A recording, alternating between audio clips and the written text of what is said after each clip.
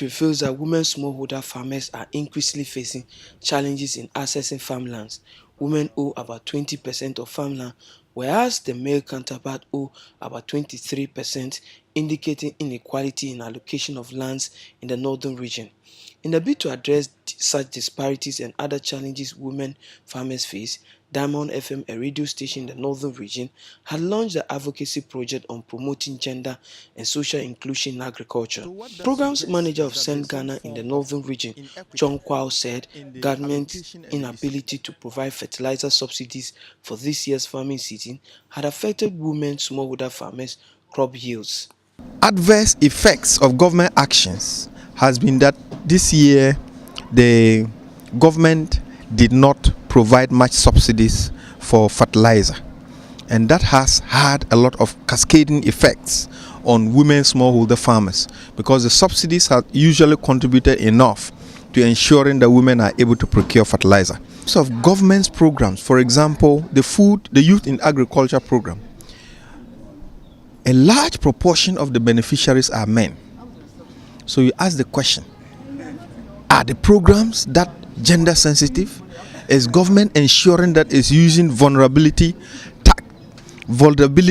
targeting methodologies to touch women, to identify women, to ensure that more women as far as men are also benefiting from such programs?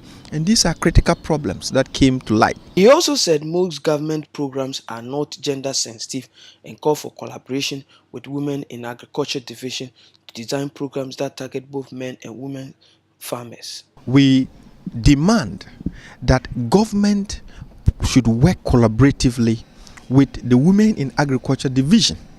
One, to identify women farmer-based organizations in such a way that is targeting both men and women, demanding that government takes proactive steps for the next farming season to reintroduce the fertilizer subsidy program, because the withdrawal of the subsidy has in many ways impacted on women.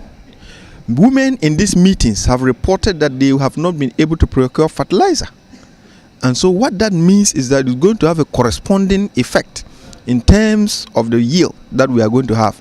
And if government is working to improve food sufficiency, particularly in this part of our world, then it needs to reconsider that action. The programs manager for Diamond FM Advocacy Project, Nelson Adanuti, spoke on the relevance of the project.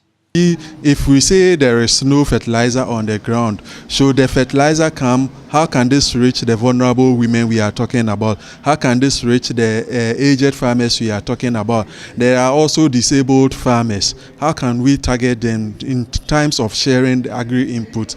So we came up with this document that will serve as a guide. It would be like a blueprint that the districts the district welfare can use anytime they are distributing agri-inputs on the ground. The Regional Monitoring and Evaluation Officer for the Ministry for Food and Agriculture, Peter Cliver, urged skinheads in the northern region to support women's group with lands to promote agriculture. Noah Nash for Versa One News.